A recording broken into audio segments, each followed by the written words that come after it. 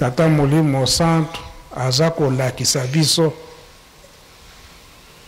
ekotambulela boye na kati na lingomba ekotambulela boye kasi oyo penza baza na kati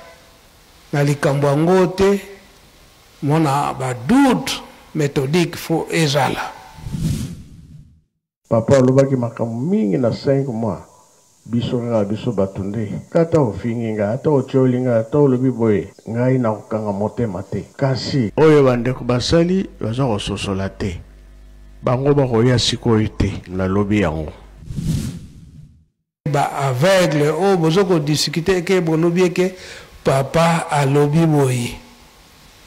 ale bozo kende ko développer likambo wana papa alobi papa esika wana il a pas fallu alobela ngo boye amemela ngo boye to komi ko corriger nzambe tozali te